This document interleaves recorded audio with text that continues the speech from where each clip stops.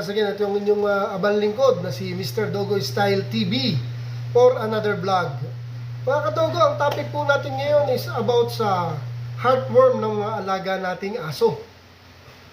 So, paano po natin ito maiwasan at saan po ba nanggagaling ang heartworm, mga kadogo? Yan po ang aking sasagutin. Ang heartworm po, isa lang po ang carrier niyan, which is ang lamok. Lamok na infected din at may dalang heartworm. Pag yan, nai-inject niya sa kapwa niya aso, doon po natatransfer ang heartworm. Kaya ang pinakamaganda po natin para makaiwas, unang-una po, maging malinis tayo sa kapaligiran, especially po sa kulungan, sa surrounding ng kennel. Yun po importante doon, maging malinis po tayo. Huwag po tayo maglalagay ng mga bagay na pwedeng maging source ng stagnant water.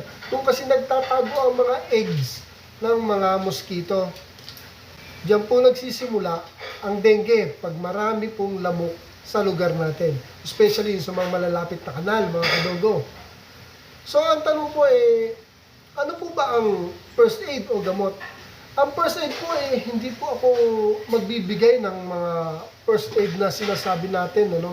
Kasi ang heartworm po medyo delikado po. Hindi lang medyo, talagang delikado po sa alaga natin. Ako po kasi, ang ginagawa ko po, regular lang po na maintenance. Para po walang kawala ang heartworm. Hindi po siya yung first aid na kung ano-ano lang napapainom natin. Maganda po yung gamot talaga. Mura lang naman po yun. Hindi po ako endorser nito, no, ng brand na to, no? Pero napakagaling po nito. Nababalitaan ko na rin po sa mga co-breeders ko, and ako po, tested ko rin siya. Ang pagpapainom po dito once a month lang. Mura lang siya. Bakit pa tayo mag-eksperimento? Ito talagang pang heartworm. Hindi, again po hindi po ako endorser, pero ang brand po nito, dahil tested ko po at tested ng mga kaibigan ko, Ivermectin. Wormectin po, anti-parasitic po talaga yung gamot na to. So kaya ako sinabing hindi na ako magbibigay ng kung ano-anong first aid po, no?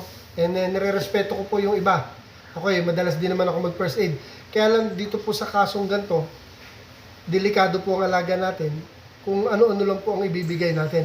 Maganda po yung nakakasiguro po tayo. I hope naiintindihan po ninyo yun. Ito po kasing Ivermectin, para po talaga sa heartworm. Di po ba, mas safe siya. Isang beses lang po sa isang buwan. Gawin po natin regular na painumin. Ewan ko po kung makalusot pa ang heartworm sa mga alaga natin. Mura lang po to.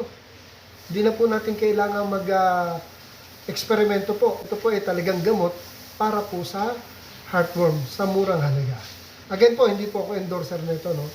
Ito po sa actual experience at sa mga experience ng mga kaibigan nating dog breeder at mga kennel owner, yun po ang pinainom nila. Magaling po naman talaga. So sa madalit salita po, pag pinainom po natin sila para mismo sa heartworm na gamot, ano pa po expect natin? Siyempre, hindi na po mapapasukan ng heartworm. Or, malaki ang chance na hindi na siya magkakaroon ng heartworm. And again po para po totally maiwasan, kailangan po talaga maging malinis po tayo sa surrounding natin. Okay? Ang mga sign po ng heartworm, unang-una po inuubo po yung aso. Andiyan na po yung hirap na po siya huminga. Madaling mapagod, of course, kasi nahihirapan ng huminga, wala nang ganang kumain at ayun na po, nagsusuka na po ng dugo. Wala na pong ganang kumain at nagsusuka na po ng dugo. Yun na po yung late stage niya. So, mahirap nang habulin. Kaya dapat po, pag may heartworm na po, dali na po natin sa professional or sa vet. Or kung sa tingin ninyo naman, wala tayong capacity para dalhin po sa vet, yung pong sinabi ko sa inyo, yung Ivermectin, Wormectin, anti-parasitic po yun. Once a month lang po natin painumin.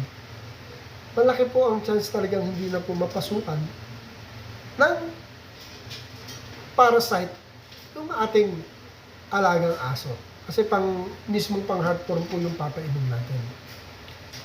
Hindi po ako against sa mga gumagawa ng mga first aid, yung kung ano-ano pong pinapainom. Hindi po ako against doon kasi ginagawa ko po yun. Ang akin lang po ang heartworm po kasi seryosong bagay, seryosong sakit po.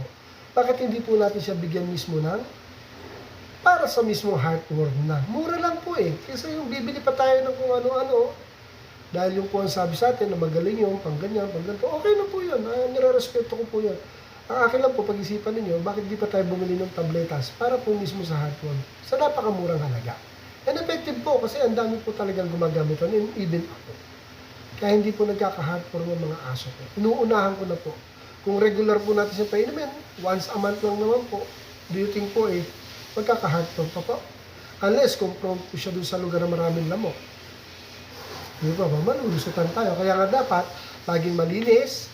At yun po, regular natin, ay inumin ng para sa anti-parasitic or para sa anti-heartworm. So, ligtas ang alaga natin mga katangkap. Yun lang po. Yun lang po ang maititip po sa inyo at maipapayo, kalinisan at regular po natin siyang painumin ng anti-parasitic mismo, anti-heartworm po, para walang lusot sa atin ng sakit na heartworm. Mahal po natin ang mga alaga natin at I know naman lahat gagawin natin para sa so ito po ulit ang inyong Mr. Doggy Style TV. Salamat po sa inyong panonood at regular na panonood. At sa mga subscriber ko po, thank you po sa inyo. At sa mga hindi pa nakapasubscribe, subscribe na po kayo. Again, salamat po sa inyo and God bless po and good night po sa inyo lahat. Thank you for watching.